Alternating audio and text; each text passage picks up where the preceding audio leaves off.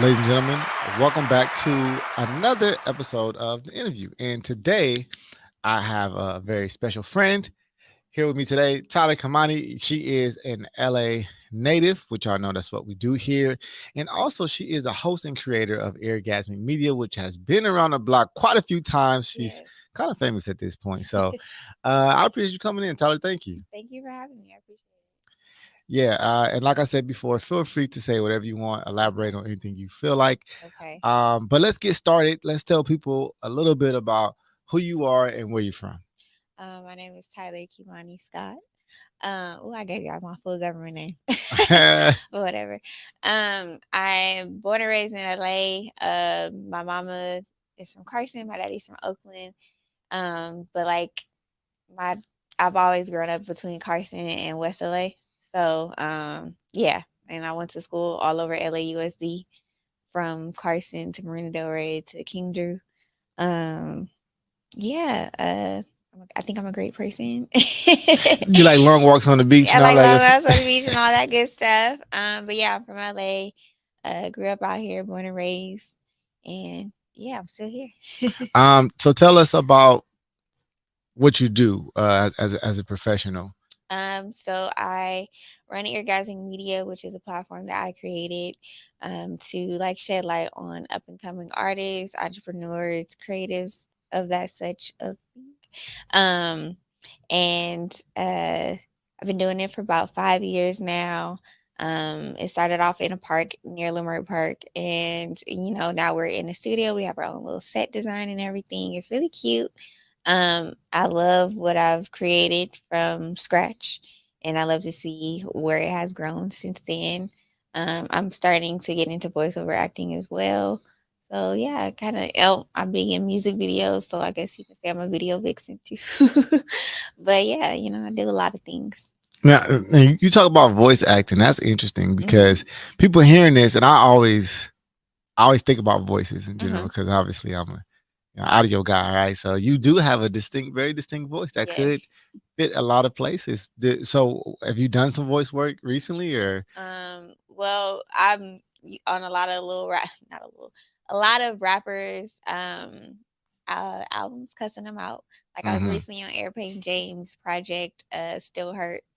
Um, I did a skit for him on there. Mo Thorough, I did a skit for him on his album You know, from Mo last works year. down the hall. Yeah, I That's just my seen him. guy. Yeah, I that's just my seen guy. him. Yeah, shout out to Mo. Yeah. Yeah, shouts to Mo. I just seen him.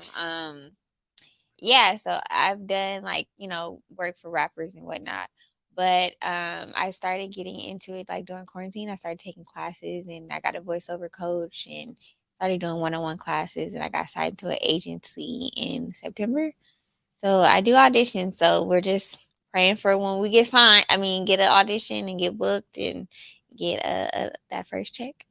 You know, I could definitely see you being in some type of Disney or like because you have a voice that is very distinct and it can stand out amongst Yeah. other voices. So Yeah.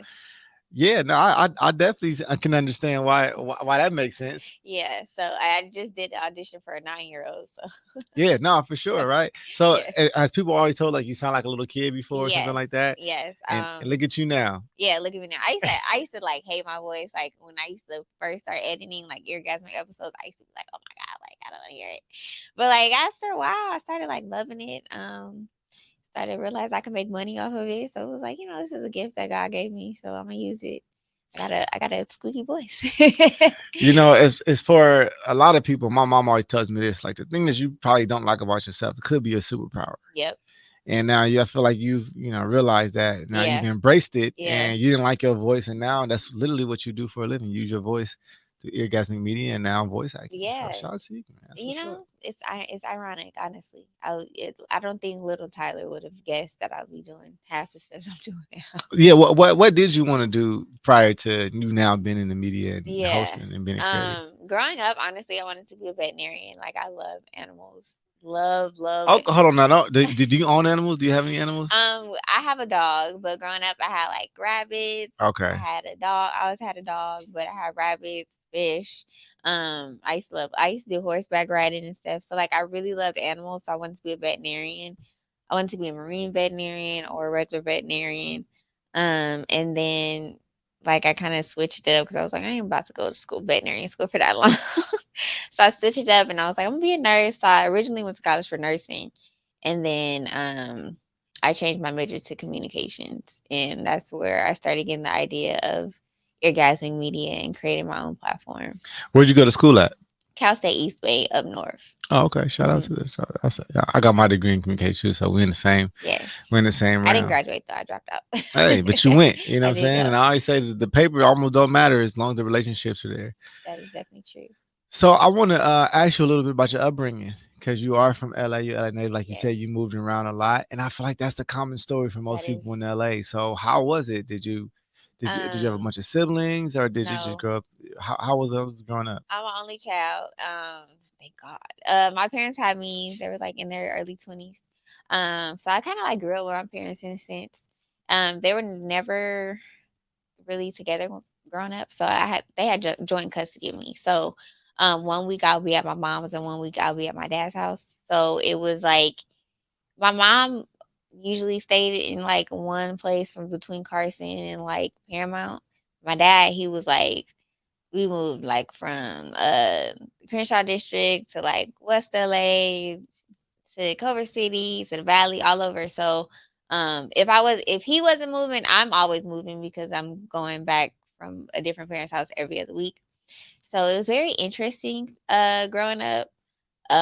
I didn't realize till college like I didn't have a sense of stability, like in a sense, because I always felt like I was going back and forth. I'm carrying my books to school every Monday because I gotta go to a parent house, or um each household had different rules. So I feel like there's two different sides to me because of that.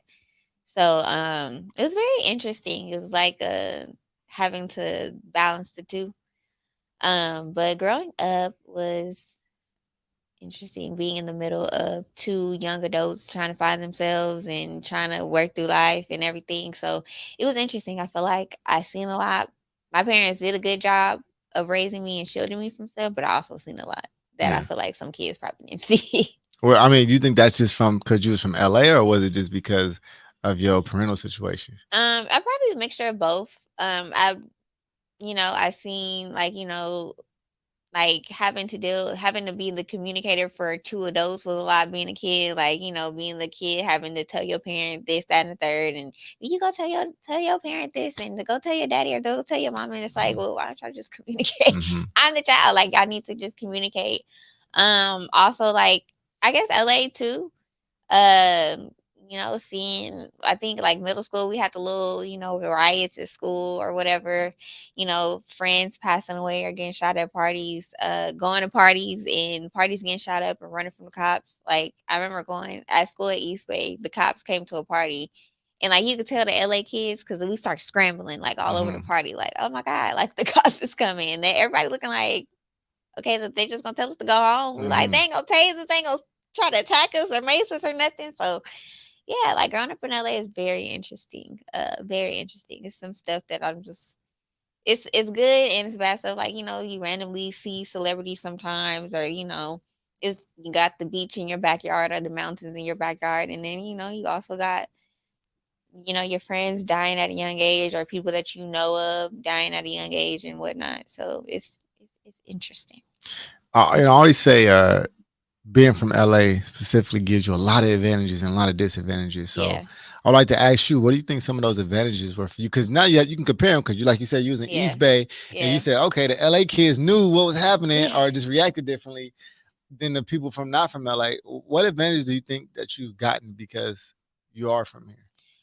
Some of the advantages, not only being from LA, my dad is also in the entertainment industry, like he's an actor and comedian and stuff. So I kind of already knew the ins and out of somewhat the entertainment industry. So I kind of feel like that was an advantage. Um, Dealing with police brutality and knowing what not to do when dealing with cops is an advantage. And then just knowing the right people, because like a lot of our peers that we've grown up with, some of them have gone off and branched out into different fields and become successful. So, that is a great advantage as well. Um, and I think like some people who grew up in LA may have never been to the beach or may have never been here, but I feel like growing up in LA, I was exposed to different experiences, especially like, being in LAUSD, you getting bussed out. I think middle school I got bussed out to Marina Del Rey. And like there was a lot of black kids, but it was also a lot of white kids, wealthy kids, and like they had different experiences and just seeing the different cultures. I think LA is also a melting pot. We have a lot of different cultures. We have Belizeans, we got the Asians, the Mexican culture is really big out here. So being exposed to different cultures and having the melting pot of the city is really a big advantage because some people are very shielded and don't know about different cultures or kind of just closed mind or narrow minded when it comes to certain things. So I think LA exposed me to, just being open and just experiencing different things in life.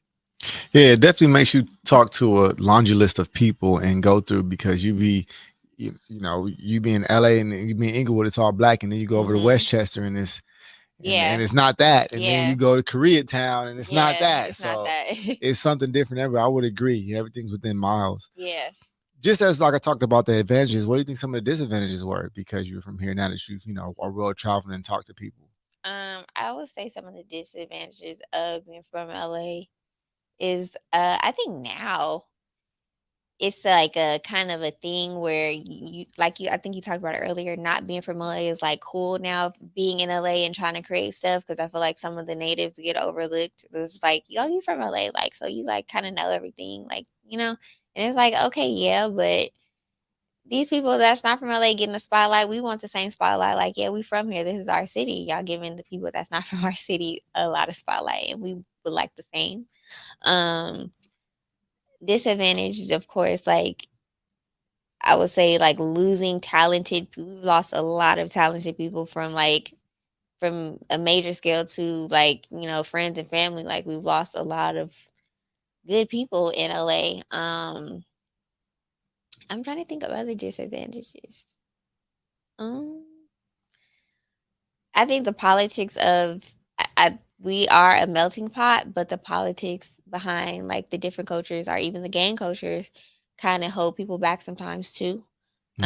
Um, it's an advantage, but it's also a disadvantage sometimes because sometimes the blacks and the Mexicans are getting along, or you got people can't work with this person because they from a certain area and that area don't deal with this area. It's like a lot of different politics that kind of hold people back sometimes. So it's it's, it's a little list of disadvantages from LA. I would agree because there's some places I didn't go based on the politics. It's like, oh, Mm-hmm. it's on where?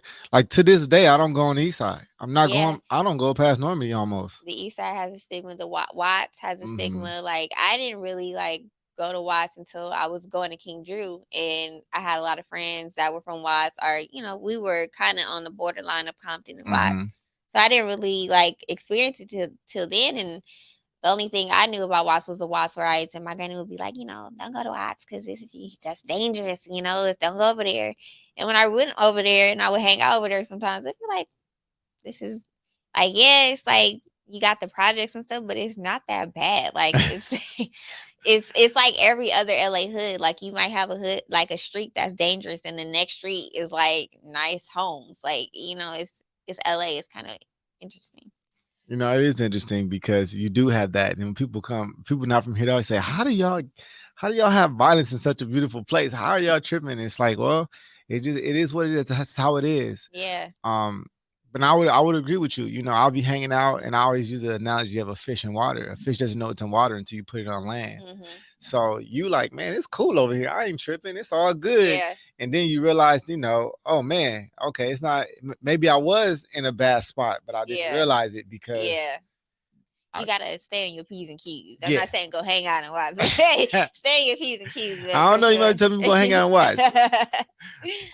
But dope. It's interesting, man. I always like to ask that question because I think it gives an opportunity for you and us to reflect on what makes us winners from LA, and then also what has us, what holds us back a little bit. And Yeah. I've been getting a lot of times it's some of the same answers. It always kind of comes down to you got to watch where you at. You just you can't be roaming around freely like that. You kind Yeah. of got to know where you at. Yeah. Um, Yeah. I would say explore LA, but also just know where you at. Like just know what not to do and what what areas. I feel like there's certain areas that you shouldn't just be dabbling in. Like, I'm not saying Watts is super bad. There's some great eating spots in Watts. Yeah. There's some great black owned businesses that are out there, and it's a lot of culture out there.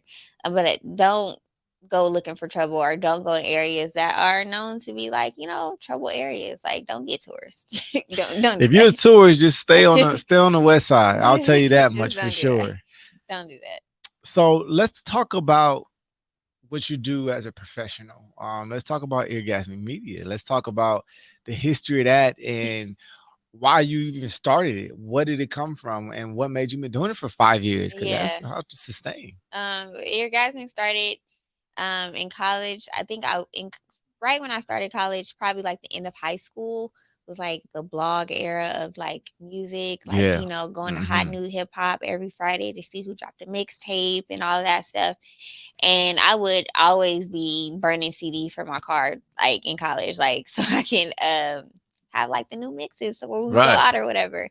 And my friend one day, she was just like, you love music, like you're really into this, like you should start something or you should create something. And so when I switched my major to communications, that's when I started really like exploring trying to create a platform. But it wasn't until I went to a Nipsey concert. It was like one of his first tour dates for the Crenshaw tour, and we ended up like we got there super early, ended up backstage some weird, freaking miraculous way, and watched him like rehearse and just sat that back there, and we talked to like Jay Stone. I think he had just got out of jail, and he was like telling me how he was excited, and it was some other artist. He was Samoan. He was open up for Nip, and he was just really grateful for the opportunity, but just hearing their stories, I was really moved by it. And I was like, there needs to be a platform for artists who aren't, at the status of Nipsey, but who are, trying to reach that status, who have stories, who have great stories. And they need to be shared with other artists who are trying to come up and, motivate them as well. So I was like, I want to, that story helped me create my platform. So that's where it started. And it started off me just interviewing my friends that are making music or in the industry or whatever. And I would write articles. And um, from there, I think I did a podcast for like a year. And then I stopped doing that. It was like homegrown radio.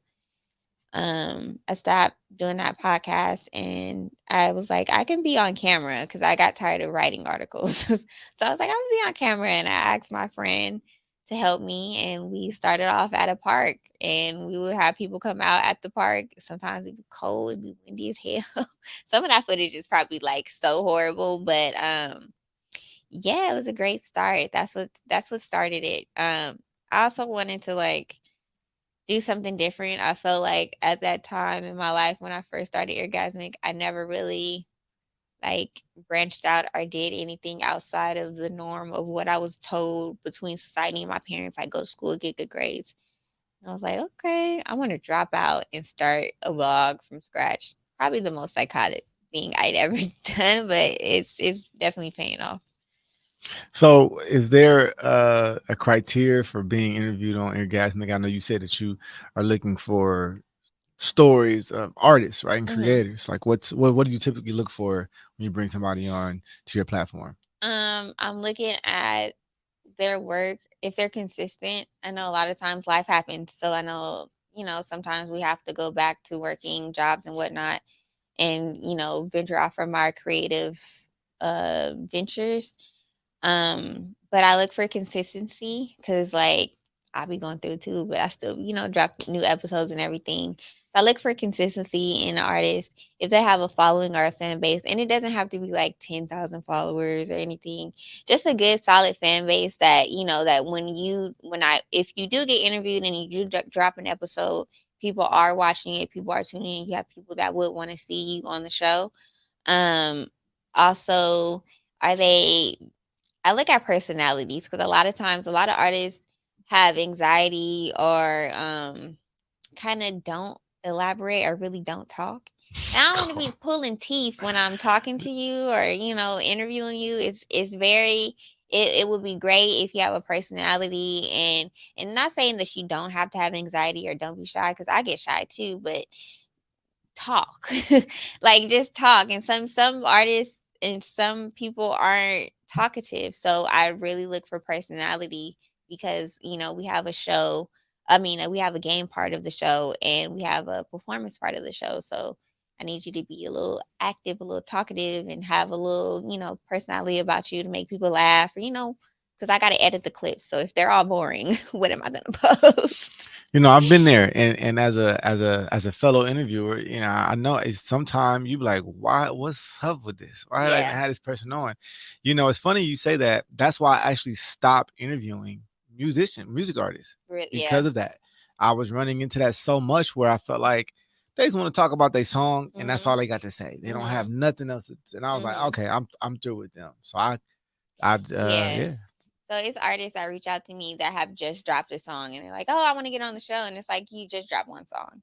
And then, not to say you don't have nothing to talk about, but it's like, I want to elaborate. Maybe you talk about the growth from this last project to this project, Mhm. or how you started music. I can't talk about just one song. Like, I can promote it for you, but I don't know about you getting on the show fully. Like, I can't really go off of that. It needs to be, and we need to have a conversation. We need to have stuff to talk about. We need to have a conversation. So it needs to be more than just one song, or just like one one project. You can have one project and have personality and all that. You might end up on the show. Mhm. But you just dropped a project and you really don't talk, and you just not really active like that on social media, you're not getting on the show. I'm so sorry. Nothing I dislike more is when a person is like scrolling on their phone while you're doing it, right? And I've Yeah. had that experience, and like I said, it's been with people who do music, Yeah. and after that, I said, man, I'm never doing it again. So thank God for you, because I'm not doing it. I'm out. I already committed to being out. Yeah, scroll on the phone, or I don't mind if they smoke on the set or whatever, or Hmm. but don't be one of those people that get super high and then you get stuck and you just like, Hmm. yeah, okay, Right. no. And it's like, I don't I've had an interview like that where the people were stupid high to the point Yeah. where, like, What are we doing? it was like, okay, and Sharp I'm up yourself. there like struggling, like, okay, this is a waste of my time, your time, all I of our I just time. started a full freestyle one time with a rapper, because I was like, we might as well just freestyle, bro, because this ain't even. Let's just start rapping. Like, I don't know what we doing. I don't know. We can't even talk no more. So, but but I do want to give you a hats off, because I think you also understand a crucial part of separating yourself from the crowd, and I think that's what made you stand out to me for sure, Thank is that you. you were taking an attempt on how can I self-identify myself, recreate this to where it's not just another interview. Mhm. So you were doing the costumes and you were Mhm. doing the wigs, you were doing the big Mhm. glasses. Let's talk about that. Like, where did that idea come from? So like for holidays, I try to like make I have like little stuff on the table for like the sets. So like Halloween, we have like Halloween stuff. I think this year I didn't really wear a hat or anything, but I wore all black, so it's kind of like a gothic look if you got it. But I try to like do something with the holidays to incorporate and, like, I don't know, bring more flair to the show or to the set. Um, we had a Christmas episode where we, like, wear glasses. I didn't wear glasses this time, but we did do a toxic Christmas carol this year. So I mean last year. So there's that. So I try to like just incorporate holidays or current events or current topics to tie into the show. Also just for social media clips and all that good stuff, reactions and all that stuff. So I also love holidays, so that's why I do. Hmm. Yes. Um, like I said, I think that was very a very smart thing you did. Like, you Thank kind of you. went, and I think that's what kind of made people pay attention, like you said, because now, like, who's the girl with these big ass glasses and this blue hair? Like, Yes. those things stand out, and I think that's it's very smart. It's, Thank you. it's very smart, and Thank you. that's how I think I caught on. But I also want to ask you too, and don't let me forget the second part of this question, Okay. which I want to ask you about who's helping. Well, let's start there. Who's helping you do all this stuff? Is it just you when we think about Eargasmic Media? Is it a team of people? Because I want people to understand, what's happening, what it takes to produce what you produce. Okay. When it comes to finding the talent, that's me. Social media clips, social media, that's me. When it comes to like the games, uh, the questions, the graphics on the TV, That's me. um Sometimes I might ask my friends, like, "Is this a good question?" That's about it. But mainly it's all coming from this brain right here. When it comes to production, when it comes to like the shots or the camera and the angles, that's Marvin. That's 1050. That's 1050. And Emmanuel, who is also he also Emmanuel does a set design as well. So he sets up the set for us. He tells us if like the TV is messed up or anything. So that's Emmanuel. 1050 is doing the cameras, the angles, he's editing. Um he's telling me if the camera is off or if the timing is off. I have Adrian, who is the engineer, so he does the sound and he does the sound for the live performances. So Adrian and 1050 both do the perform live performances part as well, and they're known as flavors. That's what their platform is, and they do live performances. So we kind of incorporated that with Eargazmic. And then I have my buddy Omari, who does the graphic, like it's a Canva slide. So he clicks the graphics for me while I'm on set. But I create the graphics and I just tell him like just click this button. When I say this, click this button. When I say this, click this button. Producing the show and kind of like the flow of it all, it's me and Emmanuel. 1050 sometimes jumps in. But yeah, I kind of have a team, but when it comes to like creating it and thinking of everything and who's going to be on the show and the calendar and questions and the game, that's all me. So, so really, you really got you have a production team, so to speak, but the Yes. whole actual element of creating things and making it Yes, it's me. issue. All right, and it's usually how it is. And I wanted to ask that question because like okay, you got there's in studio things, but then outside the studio, there's a whole nother part of it that Yes. goes on. And I want to ask you about the opportunities that Eargasmic has created for you. What's one of the biggest opportunities that you've had because of your platform that you built? Where's it taking you? It has taken me. I've interviewed DJ Battlecat. Shout out to Chrissy B because it was at her event, her media and music event that was last year. I think it's taken me far. I've interviewed a lot of up and coming artists that are now like popping, Mhm. like Blast, Kaylin. It's a lot of people. It's a lot of people that I've interviewed. It has landed me in rooms I didn't think I'll be in. Like listening sessions for like Def Jam artists and whatnot. Being on artists or albums. Cause people be like, oh yeah, Tyler, she can hop on, and I'm like, wow, that's great. I would never think that some artists will reach out to me. Um, I think it's gonna eventually be my main income. And it also got me a distribution deal that we're working on right now. So we're gonna expand. So we're building still, but it's getting me into a lot of rooms that I wouldn't have imagined that I'd be in. Yeah, and you built it yourself. And Yeah. that's the beautiful part of it all. Yeah, it is. It's very beautiful.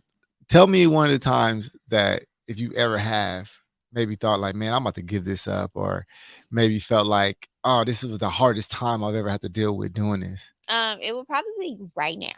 And right Hmm. now, probably like 2 weeks ago, I was like, you know what, we gotta, because it's not all coming out of my pocket. I had help. I raised money last year, but mainly it's coming out of my pocket. So it's like right now I'm going through a lot, and it's like, dang, I wanted to personally give up and be like, you know what, fuck it, I'm about to throw the towel in. Like it's it's not working how I want it to work, and it is working, but it's not working fast enough for me. So I wanted to quit. I wanted to give up, and like God is funny. He's very funny. And I would tell like certain close friends, like I'm about to give up. Like I'm about to just fuck all this shit and just oh well, and Grasmic is just we're gonna go work at the post office and just end it all. And randomly, like random people started hitting me up like, yeah, I tuned into your show. It's really amazing. Like randomly on social media, people are like hitting me up, telling me that they love the platform, tagging Orgasmic, and it was just really random and made me feel really good. I'm like, okay, well, I can't give up because clearly people are watching. And I'm just like, okay, Lord, like I don't know what you have planned for me. I know it's not gonna be planned to fail. I'm about to get emotional. I know it's not planned to fail, but it's like I need you to help me because I don't want you to like. I know you're not gonna give me this big idea to leave me here. So I got that reassurance and it really helped me out at that time. Well, right now it's helping me because Lord knows we done had some talks and I'm like, Lord, I don't know what you're doing. I know what you have for me, and some out of nowhere, somebody would be like, I really love your platform. I think Airplane James said it. I think like a couple weeks ago, and it was so random because that day was like the worst day, and he was like, "Yeah, Tyler, she's on the project," and I was calling her while I was working on the project, and she doesn't even know like she was a real light to me, and I was just like, "Wow, who fucking knew I was a light to him?" And I needed a light at that time, so it was, it's really cool. So yeah, right now is where I want to give it. And I'm glad you can be honest about that Yeah. at this moment, and I'm glad that that you're showing your true emotion because this is for sure going on Instagram. 1,000%. We about to go up on the views. We gonna collab on this one and Okay. everything.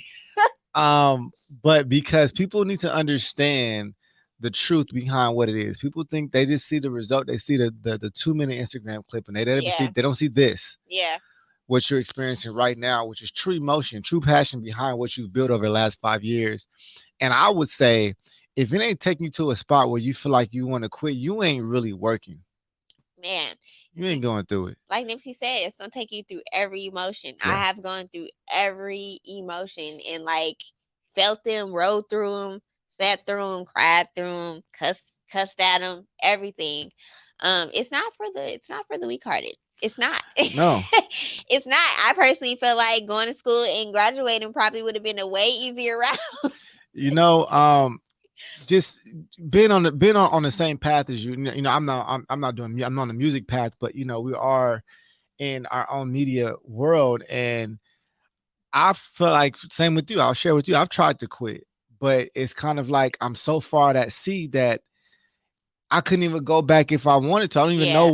where I Yeah. came from. I don't even Yeah. know where the coast is. I don't know. Yeah. I'm just in the middle of the ocean. So at this point, you might as well keep going because you could be closer to it Then than you think. yeah. And it's like I feel like at this point it's like I don't have nothing else to lose. So it's like we might as well See it just through.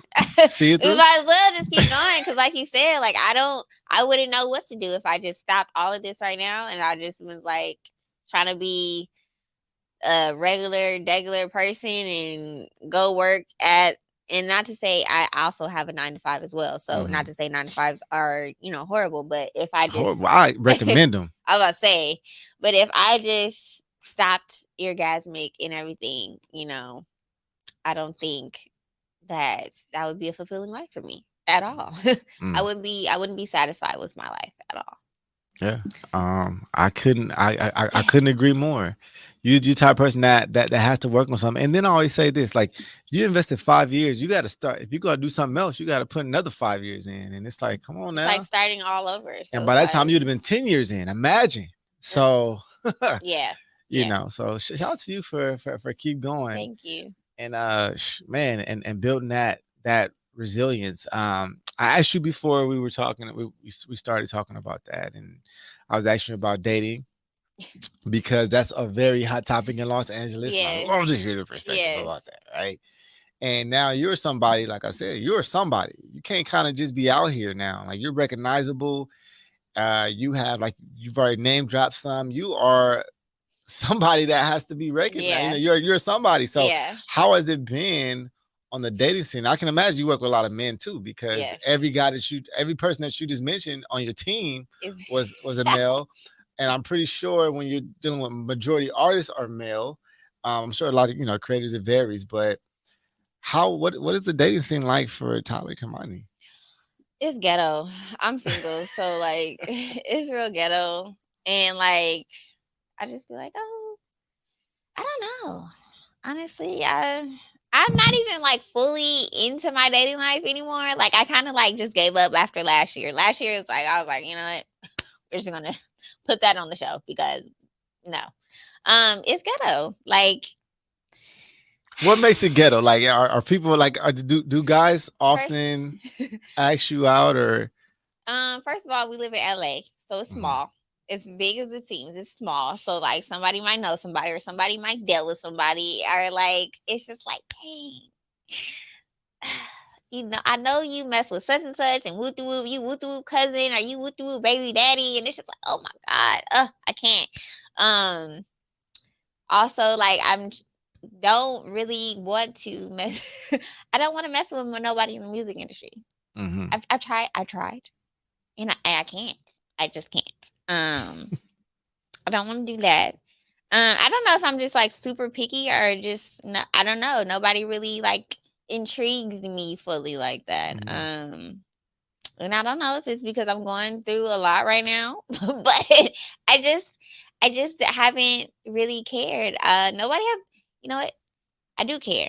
I'm not gonna lie. I do care. I would like a Valentine. I would like to be booed up, but Right. like the lack of effort, or it's just like it's always something. It's always something. Well, I mean, so let me ask you: do you think it's because of the pull that you're in? Because you say you don't want to date nobody in the music industry, but I can imagine you spend a lot of I time. do. So It's that, and I also think that a lot of people think that I got hoes, and it's like, where are they? I don't have a lot of hoes. Um, yeah, but also I just don't be interested like that. Like I just, don't nobody really be wild me like that. It's like the dates don't be really hitting like what that. are you looking for in a guy if you were going to draw him and paint the person that you want to be with? Tell the people what that person looks like. And I'm not just talking about just physically, but I was like, yeah. And but what do they um, have? What are just some of their? I honestly don't want to deal with somebody who already got kids. I don't want to deal with somebody who already got kids. Okay, so no kids, No and kids. you're how old are you? If you don't mind me asking. I am going to be 30 years old this year. Oh well, congratulations. Hey, Thank there ain't you. nothing wrong with the hey, Thank you. old is the goal. Why are we feeling like old is the goal? Like what are we It is. saying? It is the goal. It is the Yeah, goal. old is It's the just like goal. it's shocking for me, honestly. Yeah, because you getting past that like that market where almost you couldn't is like 50% of the dudes that have kids now is gonna cut down to about 25%. It's like it's getting scary for me. So, I don't want to do to have Okay, kids. I okay, don't zero want. kids. I don't mind if they're in the music industry. It just depends. No, okay, hold on. No. We not gonna do this No. now. Cause you just said, see, here we Okay, go. listen. I Confusing these guys don't. out Okay, here. I'm not confusing y'all. I don't want to deal with a rapper. I don't. Can he be in the music industry or not? That's what we He want to got to be know. behind the scenes.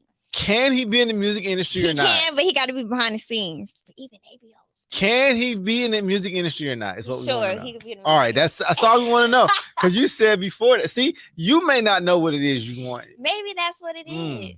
Maybe that's what it is. But Okay. okay, so we said no No kids. kids. He can be in the music, so we gonna He get could be that in the we can. music So we're industry. not gonna knock that out anymore. He has to be like adventurous and fun. I don't want to keep doing the same things with our dates. Like, I want to do fun stuff. Like, sometimes let's go horseback riding, or let's go, like, go randomly go, I don't know, down to San Diego and jet ski or something. What So you else? gotta have a little money because those things cost money. Those things So cost money. all right. Um, Ambition, because I want you to have your own dreams too. Whether it be the music industry or or like have your own ambitions, have your own dreams.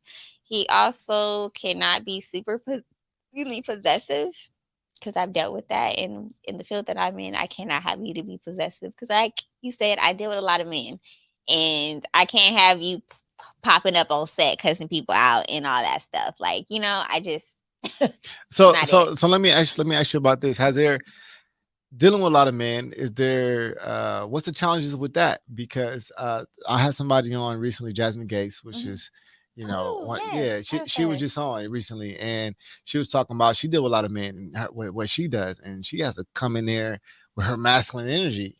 So do you feel like there's something that happens when you're dealing with men because you are who you are, or they Um, are. yes. Mhm. I feel like with me, it's like, oh, first of all, I'm small. I have small voice. I'm short. So like when men see me, it's kind of like, oh, and it's like, okay. And then when I'm on set, it's like, oh damn, she's actually running the show. Like, okay, like like yes, respect me. I gotta put a little bass in my voice. Like, Mhm. what's up?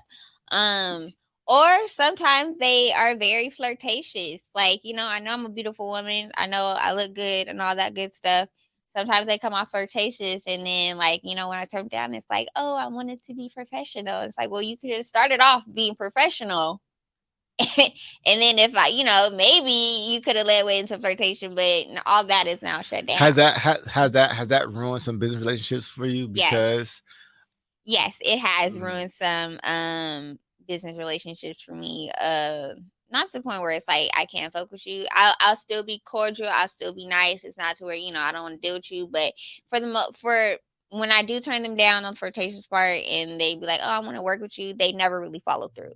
So it's like you really just wanted to flirt with me. You didn't really want to work with me anyway. So I'm still nice to them, but they don't ever follow through with the work part because what they wanted was to flirt. So yeah, because I can only imagine you being in the industry that you're in, like I said, very male dominated, and then also being a beautiful woman and having to deal with so many men who kind of have an ego in this situation, right? They feel like, oh, well, women should be kind of jumping at me. So, and if you don't, have you had to deal with any type of aggression with that, where men feel like, oh, I'm not going to, because she didn't give me a chance, I'm totally not going to rock with her. Have you been in that situation? I haven't dealt with somebody to be aggressive to my face or like really say it to me.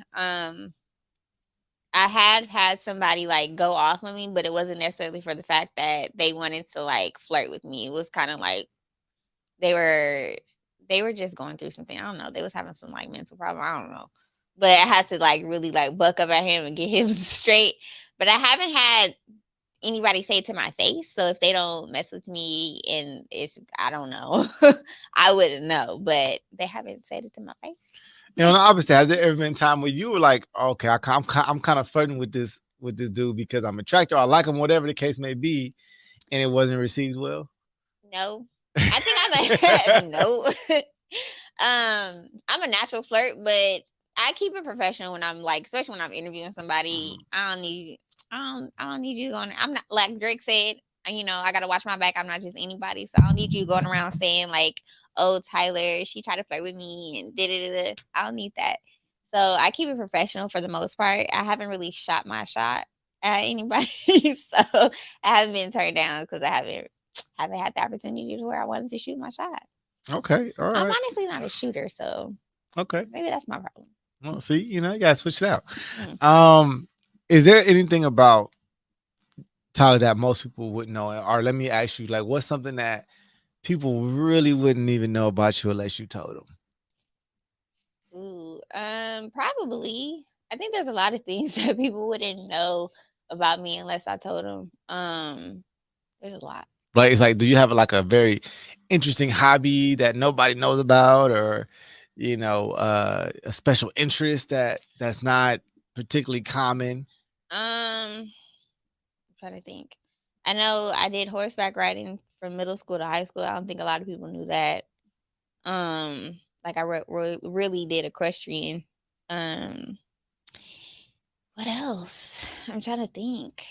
I Oh, used, I I used mean, to, you could be in an anime or something, or you yeah. cooking or baking. Who knows? People got hobbies. I really do like painting. So I paint for myself because my paintings aren't like Picasso or anything, but Mhm. I paint for myself. Um, I used to crochet. I haven't crocheted in a long time. Um, I think there's a lot of things that people don't know about me. Oh, I play The Sims. I'm a simmer. So I don't think a lot of people know that I love The Sims. Wait, like to this day? Yes, since I was like 8. No, I know when I was 8, but you still I still play The Sims. online? I don't play online, but like when I'm on my downtime or when I'm super stressed, You I'm play Sims, about huh? to go play The Sims and just leave me alone. Well, on your phone. Oh no, on my laptop. So like, there's a new Sims out. It's Sims 4. Yeah, Wow. I played 1, 2, 3. Nah, that's interesting. Yeah, I play The Sims. I'm like third generation in on one of all my families actually. Like it's so serious. It's real. I have a little storyline. I gotta play my families in order. Like Interesting. it cannot be out of order. It has to be in order because it's all story. And so you think if you met a guy and he was into Sims as much as you was, you think that'd be an automatic It connection? would, but I've never really met a guy who likes Sims. Like I ain't met a person who played Sims recently. So you were you I'm stand up. discovering there's a whole Kiki Palmer was just tweeting about the Sims, and it just made Wow. my little Tyler heart flutter because as I've gotten older, there's a whole black community of simmers that I've discovered, The and fact that they're called Simmers is even funnier. it's amazing. It's great. It's great. If I met a guy that plays Sims, that'd be great. Because I never really met a guy that played See now, Sims. now they probably have sim parties, and like I said, you said you hang around like guys in the music industry, so you get the same one. Maybe you start going to a pool full of different people that something that you enjoy. Maybe I need to go to a simmer party or something. Or But horseback riding. or You know, horseback riding. But yeah, no, I would just I've dated a guy and he played video games and I would play The Sims. that's interesting. The sim, no, that's a good one right there. Yeah. Um, well, I told you about this question earlier, and this I like to ask this question because it's Mhm. super important. Mhm. A lot of we don't get the opportunity to kind of say things that we want to say before it's too late. So I like to create that opportunity today. So if today was your last day, what is something that maybe you would want to share with your parents? Or something you just want to tell them? With my parents. Yeah. Um, I would tell my dad that he did well. I would tell both my parents they did an amazing job. Um, I would tell my mother that I love her despite me and my mother don't really talk like that. So, despite our relationship, our current state of our relationship, or the current state it's been in the last 10 plus years, I would say that I love her and that she raised somebody. I wish she would have um really taken cry again. I really It's all wish right. I really wish she would have really taken the initiative to really get to know me because she created a dope daughter, and I think she would be very proud. Um, and to my dad, I would say thank you for letting me be my full self, and thank you for supporting me these last 2 years because he's definitely been my rock. So, and I would say, just thank you for instilling this creative drive that I have in me. I think both my parents instilled the creative drive in me. But I think my dad pushed me a little further in the creative drive that I have. And he sees and I thank him for seeing my vision. And we're done because I'm tired of crying, Keith. Damn it. No, we ain't. We're not done. We're not done. No, we got some more people to talk to. Um, I grew up with a couple cousins that were like brothers. Uh-huh. I was the only child till I was 12. Uh-huh. So me and my sister 12 years apart. So it's like being the only child. So Okay. I can relate. So I had cousins though that Yeah. were so close to me and who shaped my life. Mm-hmm. What is something that you want to say to those family, whether it be aunties, cousins, there's immediate family that really had an impact on who you are today? Um, I would say my grandmas. Well, my grandparents in general. My granny for sure. My granny like damn near helped raise me. Um, to my grandparents, I would say, especially my granny. My granny, thank you for being my refuge when I needed it. Um, and my papa, thank you for telling me when I dropped out of college. Thank you for telling me that I'm gonna be successful because he was probably like the only one at that time who told me that I would be a okay. Um, and I would thank him for also being my. I feel like he's like my. I don't know what to call him, but he prays for me often. I think all my grandparents pray for me. But my papa, he's a reverend, so I want to thank him for always being my spiritual guidance in this lifetime. Um, to my Madeira and my Papu, I would tell them, um, thank you for being there for me. Um, thank you for exposing me to different cultures and taking me on different trips. To all my grandparents, they always took me on trips, but my My dear Papu always took me out the country or something when I was younger. So thank you for that. To my cousins, especially to Austin. Austin's like my brother. So we're both only childs and we're first cousins. So like we're like this. So that's my brother. But I would say thanks to Austin for always just be Austin because like he's great. He's a light. So I would say all my cousins, I would say thank you for being a light to me at some point. We're done crying, Keith, because I We can't do it no almost more. done. We almost done. We almost done. We got to Okay, get it okay, out. All right. okay.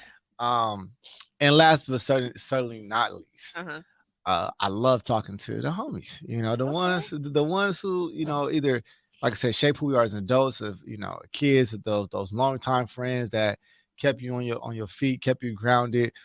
And I always challenge people on this one. Hey, you don't got to use no names. They usually know who they are because we can go down a whole list, Yes. right? Hmm. But what would you want to say to those friends who are closer than friends? They almost like family. To my dogs, um, thank you for providing a sisterhood for me. Um, or to my guy friends, not a sister, but thank you for being there for me. But thank you for being the battery pack that I needed sometimes, but I didn't have any energy to keep going because I had y'all gave me a lot of like great speeches and keep going talks and everything. So thank you for that. Thank you for being great friends to me over throughout the years. And yeah, thank you for just being my friend for all this time. We have like 10 plus years of friendship. So thanks for being my sisters when I, don't have any because I'm only child. So yeah. And I'm not getting emotional anymore. So is that it? Right, Because that's it. You I'm see, done crying. we end on the light part, right? Sheesh. Okay. Don't feel any kind of way. Trust me, this question is very hard to Okay. to answer, and that's why I always let people know in advance I'm gonna ask this question because it has brought a lot of tears, and that means once again it's authentic. Okay. So, and that's the whole point of it. So, don't feel no kind of way about Okay. dropping those tears, man. It's important people know where it's coming from. It's coming from a good place. But as we end this, I want you to share anything where people can find you, where they can find Eargazmic Media, and they can find your voice work. Just what do you want people to go ahead and locate you? You can find me at Tyler Khimani. That's TYLERKHIMANI. And then you can follow Eargazmic at Eargazmic EARGAZMIC Media. Um, and my voiceover work, you can find it on TikTok, or you can find it on Airplane James' latest album, Still Hurt. You can find it on Montero's album, his last project. Damn it, I forgot the damn name, but search Montero. Sham 1016. And it's probably coming to a cartoon, a movie, a TV show near you. Yeah, now that you say that, like if I get the opportunity and I was actually shooting a animated podcast, Ooh. and I was using voice actors. So Uh-huh. hey, we may Yeah. have to talk about some stuff like Call that. me. Yes. Well, I appreciate you so much for coming down, being authentic, and representing LA the way you do. Well, thank you. Had I known I was going to therapy, I would have bought some damn tissue. I wasn't coming in and give you some tissue. I was like, nah, let her go, You let her was like, cry. no, let the tears flow. Let it go. I want the snot to come out. You over here looking for a good social media clip, like that's Oh, the that's the one. one. Yeah, man. But thank you so much for being with us, ladies and gentlemen. Tyler Khimani. Thank you. Thank you for having me.